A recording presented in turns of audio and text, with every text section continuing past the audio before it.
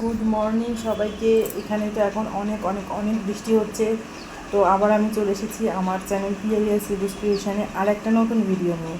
তোমাদের সকলকে জানাই অনেক অনেক অনেক থ্যাংক ইউ আমার পাশে থাকার জন্য, আমাকে সাপোর্ট করার জন্য। আর যারা এখনও চ্যানেলটাকে সাবস্ক্রাইব করোনি তাদেরকে অনুরোধ করবো, প্লিজ প্লিজ প্লিজ চ্যানেলটাকে সাবস্ক্রাইব করে দাও। তো তোমরা তো এর আগে শর্টস ভিডিও দেখিয়েছো, বুঝতেই পেরেছো আমরা গেছিলাম, হয়তো বা কোথায় গেছিলাম সেটাও বুঝতে পেরেছো। তো এই যে দেখো, এটা বৃষ্টির ওয়েদার জানা সত্ত্বেও বেশ মজা আর আনন্দ নিয়ে, মানে শীতকালে তো সবাই ঘোরাফেরা করে, এরকম গরম বৃষ্টি মিক্সিং ওয়েদারে কে ঘুরতে যায় ভাই? আমি যাই, কারণ আমি এরকম একটু যখন মানে মনে হয় তখন চলে যাই, ইচ্ছা করলো আর চলে গেলাম, এরকম ব্যাপার। তো সত্যি কথা অনেক দিন থেকেই মানসিক ছিল, তারাপীঠে যাওয়া হচ্ছিল না। তারপরে তো হঠাৎ করেই দিন করা হলো, আমরা আর আমাদের এই বন্ধুটা চলে গেলাম সবাই মিলে। যেতে যেতে তো মানে সকালে 7টার ট্রেন ছিল, ওর ট্রেনের মধ্যে প্রচণ্ড খিদে পেয়ে গেছিলো, কী খাবো বুঝতে পারছিলাম না।